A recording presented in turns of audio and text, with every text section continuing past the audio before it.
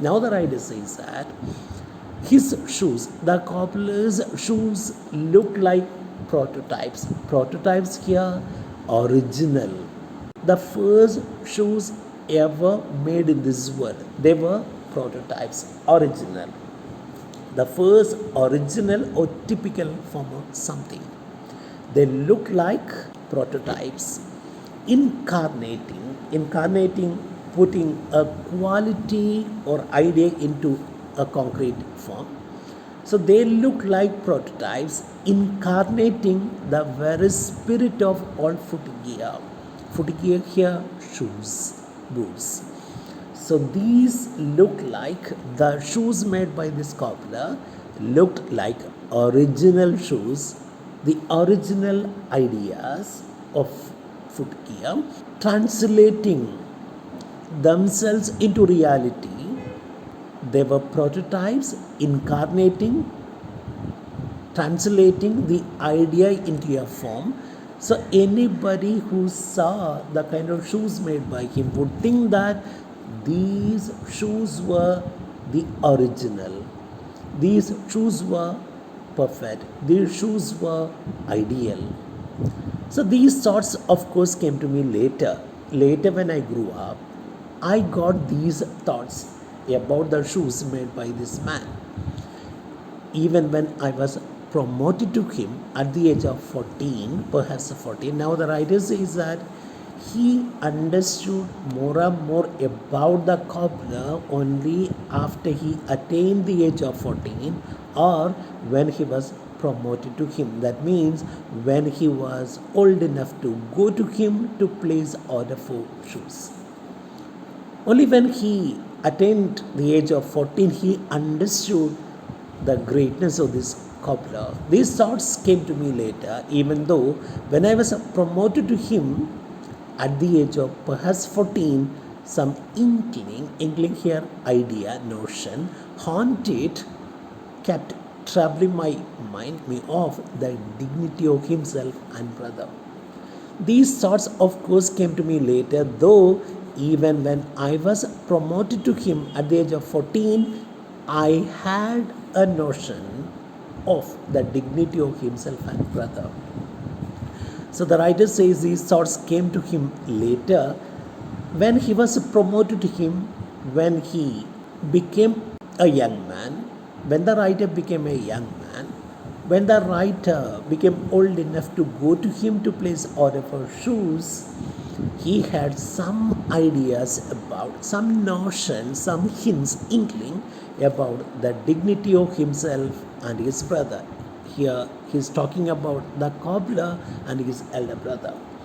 Because to make boots, such boots as he made, seemed to me then and still seems to me mysterious and wonderful. Even today I wonder how he could make such beautiful shoes. Even at that time, I used to feel mesmerized by looking at his boots. For to make boots, such boots as he made, seemed to me then and even today mysterious, something that is very difficult to understand and wonderful. I used to find it mesmerizing and wonderful, mysterious and wonderful. The writer goes on to say, I remember well my shy remark one day while stretching out to him my youthful foot. So after I attained the age of 14, when I became a young man, I went to him one day to place order for shoes.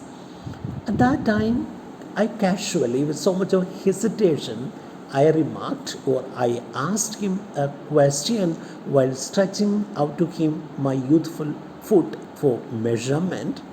I asked him one question. Mr. Gessler, isn't it awfully hard to do? Awfully, terribly, or very much? Isn't it very hard to make this kind of shoes? I asked the cobbler, Mr. Gessler. When I became a young man, I started going to him to place order for shoes for myself. So on one occasion, I asked him a question with so much of hesitation. What is that question? The question was, isn't it very difficult for you to make shoes like this? And his answer came, given with a sudden smile. When he heard my question, he gave a sudden smile. From out of the sardonic redness of his beard, so he is a man with beard, he had red beard, with a smile from out of the sardonic, cynical, bitter redness of his beard, he just said, "It's an art." Look at the language that he uses. You know, Mr. Getzlaw is not an educated man. He speaks colloquial English. So, what is he trying to say? He is trying to say, tell the young boy, it is an art. It is an art. But what does he actually say? It is an art. Like any other uneducated man, he speaks. He says it's an art. Actually, it means it is an art. Himself, he was a little as if made from leather. Now, the writer, as a young boy, used to feel that even the man, even the cobbler, looked as if he was made from beautiful leather, with his yellow, wrinkled, crinkly, having wrinkles face. Now, the writer is describing the appearance of the cobbler. He says, he looked as if he was made from leather. He got this feeling because he had a crinkly face, crinkly, wrinkled, full of creases. A shoe develops wrinkles or creases in the same way the cobbler's face had wrinkles. Crinkly, reddish hair. His reddish hair too had wrinkles and beard. A neat folds of the beard coming down his cheeks to the corners of his mouth. Now the writer says his reddish hair and beard come down to his cheeks, come down his cheeks to the corners of his mouth, and his voice was guttural and one-toned. His voice was guttural coming from the throat, rough voice. He spoke in his guttural one-tone voice because leather is sardonic substance. As we know, leather has no life. It looks cynical and bitter and dull. Leather is a sardonic substance, material stuff. It is stiff and slow of purpose. Leather is a sardonic material. It is rigid, it is dull, it is stiff and slow purpose. And in the same way, he too looked very rigid and dull, not at all attractive.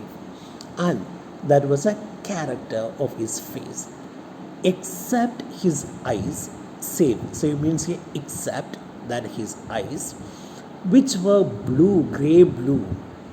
He has red beard, red hair, a kind of dull or wrinkled face.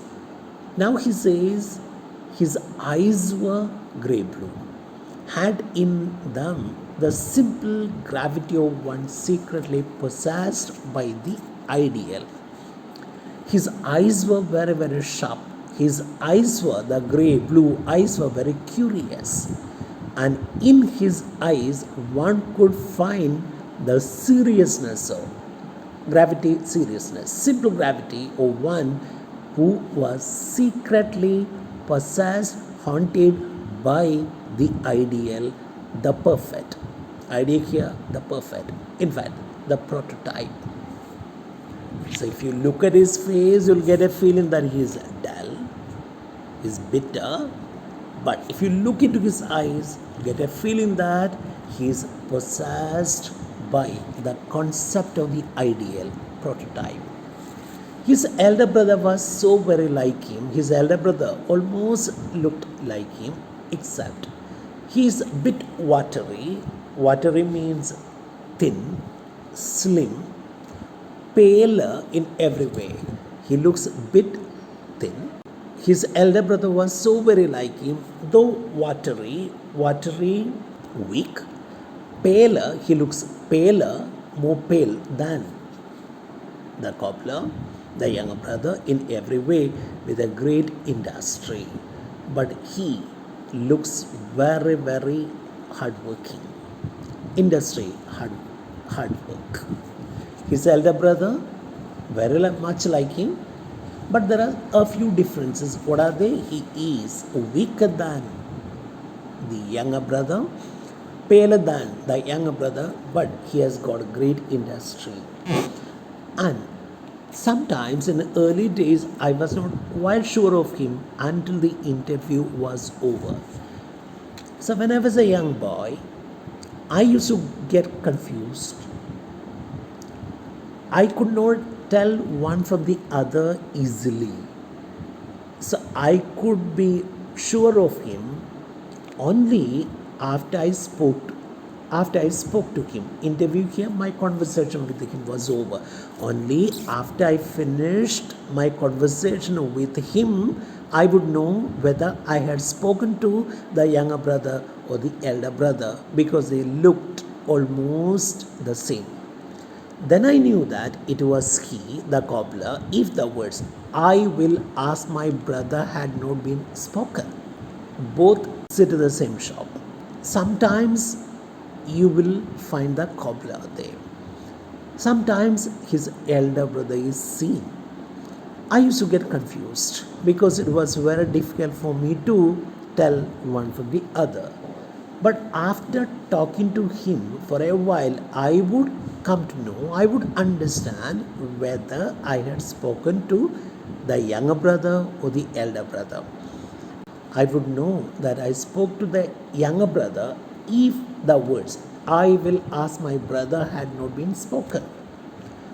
Suppose during my conversation or at the end of my conversation with him, if the man sitting in the shop told me "I will ask my brother," then I would know that it was his elder brother, because the elder brother would do nothing without consulting the younger brother. The younger brother would never say "I will ask my brother." So "I'll ask my brother" used to be said only by the elder brother. So if these words had not been spoken, then I would know that I had spoken to the younger brother. And if those words had been spoken, what are the words here? "I will ask my brother," it was his elder brother.